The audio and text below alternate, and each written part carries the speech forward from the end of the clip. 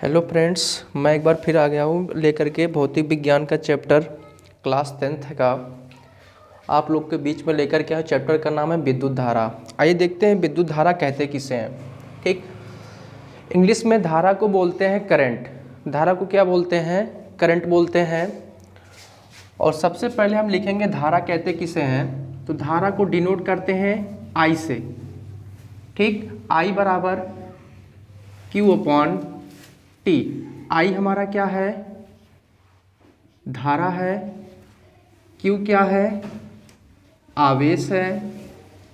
Q क्या है? आवेश है। टी क्या है? समय। टी क्या है? समय। आइए देखते हैं धारा कहते किसे हैं। आई बराबर क्यू अपॉन टी। आवेश के प्रवाह की दर को क्या कहते हैं? विद्युत धारा कहते हैं या धारा कहते हैं। आवेश के प्रवाह की दर को क्या कहते हैं? धारा कहते हैं। तो देखिए, धारा को लिखेंगे मात्रक। धारा का मात्रक। धारा का मात्रक लिखने के लिए आवेश का मात्रक कूलाम बटे में है, बटे कर लेंगे। समय का मात्रक सेकंड। समय का मात्रक सेकंड, तो इसको हम लिख सकते हैं क्या कि कूलाम सेकंड इनवर्स। नीचे लाएंगे, ऊपर लेकर जाएंगे तो -1, नीचे आएगा तो +1। ठीक, या इसे हम लिख सकते हैं धारा का मात्रक होता है एम्पियर। धारा का मात्रक एम्पियर, इसे हम एम्पियर पे भी डिनोट कर सकते हैं। ठीक, धारा किसे कहते हैं? फिर से एक बार देखते हैं। धारा किसे कहते हैं? आवेश के प्रवाह की दर को विद्युत धारा कहते हैं। आवेश की प्रवाह को दर को क्या कहते हैं? विद्युत धारा कहते हैं। और धारा का जो मात्रक होगा कूलाम प्रति सेकंड, इसको लिख सकते हैं। देखो, आवेश का मात्रक क्या होता है? कूलाम होता है। आवेश का मात्रक क्या होता है? कूलाम होता है। और समय का मात्रक होता है सेकंड, तो इसको लिख सकते हैं सेकंड पे पावर इनवर्स। नीचे आएगा तो प्लस, ऊपर जाएगा तो माइनस, या इसे हम कह सकते हैं कि धारा का मात्रक एम्पियर। ठीक,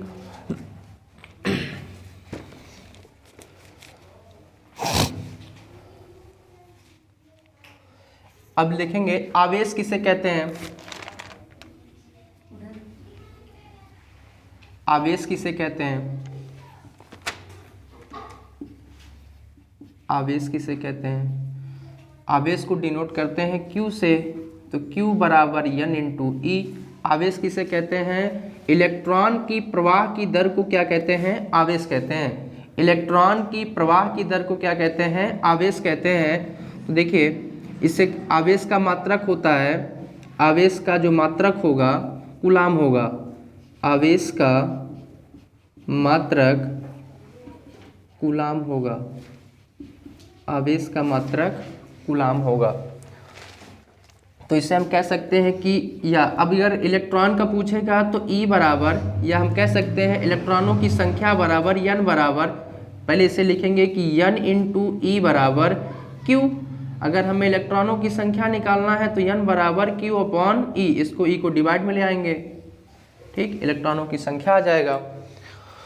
अब देखिए, आवेश कितने प्रकार के होते हैं? आवेश कितने प्रकार के होते हैं? आवेश के प्रकार। आवेश के प्रकार। आवेश दो प्रकार के होते हैं। नंबर 1 धन आवेश, नंबर 2 ऋण आवेश। आवेश पे चार्ज कितना होते हैं? 2। पहला हो गया धन आवेश, दूसरा हो गया ऋण आवेश। धन आवेश कब होगा? जब आवेश की कमी होगी। जब इलेक्ट्रॉन में कमी होगा तो क्या होगा? इलेक्ट्रॉन में कमी होगा। इलेक्ट्रॉन में कमी होने पर क्या आएगा? ऋण आवेश होगा। और इलेक्ट्रॉन में अधिकता होने पर, इलेक्ट्रॉन में कमी आने पर धन आवेश, इलेक्ट्रॉन में अधिकता होने पर ऋण आवेश। ठीक, आवेश कितने प्रकार की होती हैं? 2 प्रकार का। नंबर 1 धन आवेश, नंबर 2 ऋण आवेश। अगर इलेक्ट्रॉन में कमी आएगा तो धन आवेश होगा, अगर इलेक्ट्रॉन में अधिकता आएगा तो धन आवेश, ऋण आवेश हो जाएगा। ठीक, अब एक चीज और, इलेक्ट्रॉनों की संख्या बराबर प्रोटॉनों की संख्या। अब इधर देखिए, एक इलेक्ट्रॉन बराबर होता है 1.6 गुणे 10⁻⁻19 कूलाम। एक इलेक्ट्रॉन बराबर कितना होता है 1.6 गुणे 10⁻⁻19 कूलाम। यह हमें भी कह सकते हैं कि E बराबर P, इलेक्ट्रॉनों की संख्या बराबर प्रोटॉनों की संख्या। जितना मान इलेक्ट्रॉन का होगा उतना मान प्रोटॉन का भी होगा। इलेक्ट्रॉन का मान कितना हो सकता है 1.6 गुणे 10⁻⁻19 बराबर 1.6 गुणे 10⁻⁻19। ये दोनों आपस में क्या होंगे, बराबर होंगे, इलेक्ट्रॉनों की संख्या बराबर प्रोटॉनों की संख्या। अब आइए देखते हैं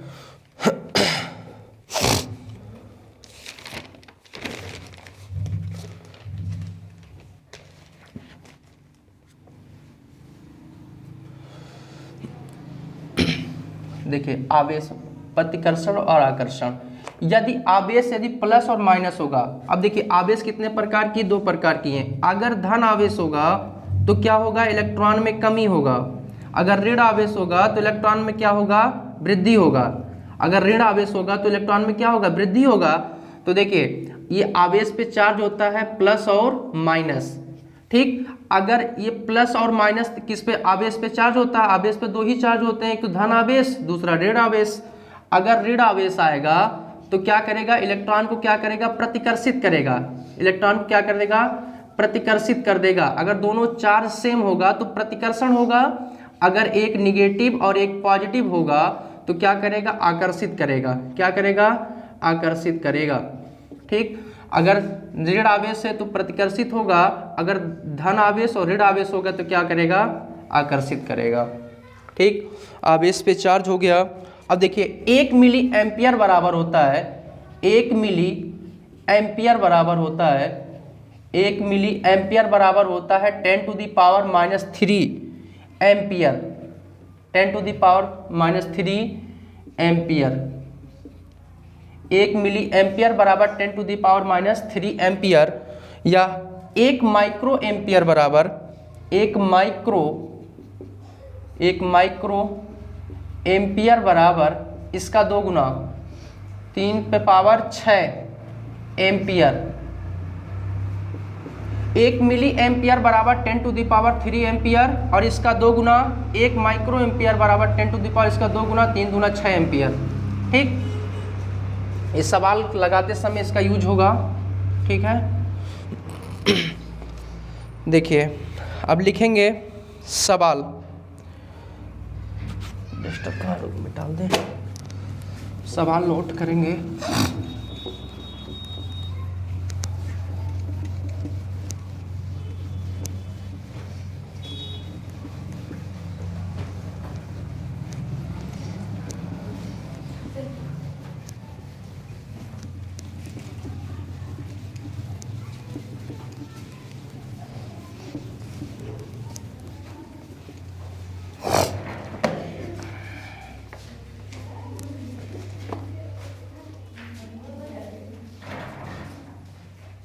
अब सवाल लिखेंगे इसमें, धारा में सवाल है I बराबर Q/T और एक और लिखा हुआ सूत्र Q बराबर N × E। यही दोनों का यूज करके हम सवाल को सॉल्व करेंगे। नंबर एक सवाल लिखेंगे, यदि किसी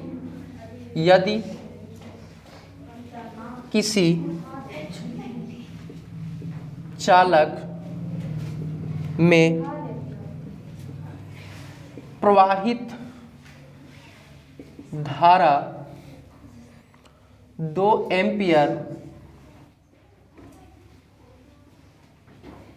एम्पियर है। यदि किसी चालक में प्रवाहित धारा 2 एम्पियर है तथा चालक में उपस्थित